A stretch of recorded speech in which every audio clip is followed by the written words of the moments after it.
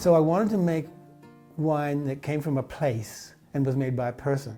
I've been interested in wine for a long time, and for some time I've been interested in maybe growing grapes and making wine. And when I tasted that wine, that Chardonnay that was grown across the road and made by Kent Callaghan, I knew there was a miracle here. It was bright and clean and floral and complex and fascinating and delicious.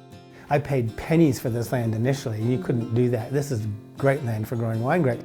I planted my first vines down here 26 years ago, and I was in my late 50s at the time. Most people my age have retired 15 years ago. This is hard work. I mean, we get phone calls, people saying, "Oh, we're interested in, my wife and I would like to own a vineyard and a winery." You have no idea. They think it's all about sitting there having a glass of wine on the patio and entertaining your friends. I mean, I'm out there at 32 degrees in the morning running irrigation and checking for leaks, which is what you have to do. But they work. So someone bring me a wine glass, and then you can have a swirl and a sniff and a sip. Now, sniffing is really important because you've got far more sensory receptors in your nose than you do in your mouth. I spent most of my time marketing Arizona wine. I was hand selling not even that long ago in a Costco. A woman would go by with 2 huge things of toilet paper and 2 kids. I'd say, "Madam, would you like to try some wine with your toilet paper?" When wine retailers and people found out I was in Costco, they knew the wine must be good. Well, I felt pretty good when the first couple of years I sent wines off to the San Francisco Chronicle and I got best of class and double golds. I mean, that was pretty good for a little nobody in the middle of nowhere, at what's recognized as the most respected wine competition in the country, and it's actually, in Napa Valley, for Christ's sake. I don't think you can make good wine if you don't care passionately. After COVID, there was a whole lot of people who had been locked up in their homes and hadn't spent any money, and people came down here, we sold a ton of wine.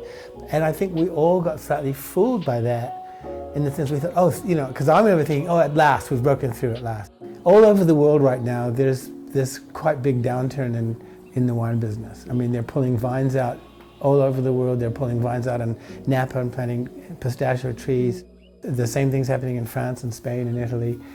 People are drinking less wine. There seem to be a bunch of reasons. One of them is that there's this growing awareness that any alcohol is toxic. I live in Phoenix. My family lives in Phoenix, but because of this distance, I don't come down here every day to work. So I end up staying usually down here a week at a time, and so I'm away from my family a lot. And I'm ready to take it easy. What is for sale is just under 80 acres. There's about 13,000 vines, about 9 varieties, and the asking price for the vineyard and winery and the land is $1.45 million, and the equipment that we have in the winery and for farming is negotiable.